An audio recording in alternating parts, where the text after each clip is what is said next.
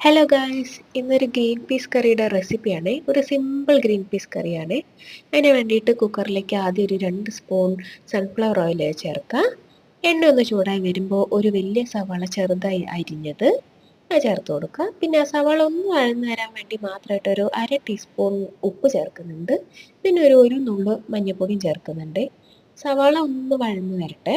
അതിൻ്റെ കൂടെ തന്നെ നമ്മൾ കുറച്ചധികം കറിവേപ്പില ചേർക്കുന്നുണ്ട്. ഒരു പച്ചമുളകും ചേർക്കുന്നുണ്ട്. എന്നിട്ട് അത് നന്നായി ഇളക്കി കൊടുക്കുക. സവാള ഒന്ന് വഴന്നു വന്നതും 1 ടീസ്പൂൺ ഇഞ്ചി വെളുത്തുള്ളി പേസ്റ്റാണ് അത് ചേർത്ത് കൊടുത്ത് അതൊന്ന് പച്ചമണം മാറുമ്പോൾ ഒരു തക്കാളി നമ്മൾ സ്ലൈസായി അരിഞ്ഞത് ചേർക്കുക. അതിലേക്ക് 1 സ്പൂൺ മല്ലിപ്പൊടി, 1 സ്പൂൺ മുളക് പൊടി, 1/2 സ്പൂൺ ചിക്കൻ മസാല ഇട്ടിട്ട് നന്നായി ചേർത്ത് പച്ചമണം മാറുന്നവരെ നന്നായി ഒന്ന് വഴറ്റി കൊടുക്കുക. അതിനുശേഷം നമ്മൾ തലേന്ന് രാത്രി സോക്ക് ചെയ്ത് വെച്ച ഗ്രീൻ പീസാണ് ഒരു 1/2 ഗ്ലാസ്. പിന്നെ ഒരു മീഡിയം സൈസ് ഉരുളക്കിഴങ്ങ് എടുത്തിട്ടുണ്ട്. രണ്ടും നന്നായി മിക്സ് ചെയ്ത് കൊടുക്കുക. എന്നിട്ട് 2 ഗ്ലാസ് വെള്ളം ഒഴിച്ച് നന്നായി ഇളക്കി ആവശ്യത്തിനുള്ള ഉപ്പ് നോക്കിയിട്ട് അടച്ചു വയ്ക്കുക. ഇനി നമ്മൾ 1, 2, 3 വിസിൽ അടിക്കട്ടെ.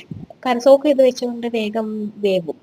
പിന്നെ ഗ്യാസ് എല്ലാം പോയ ശേഷം എയർ പോയ ശേഷം നമ്മൾ തുറന്നിട്ട് നന്നായി വെന്തിട്ടുണ്ടോ എന്ന് നോക്കുകയാണ്. എൻ്റെ കറക്റ്റ് വേവായിരുന്നു.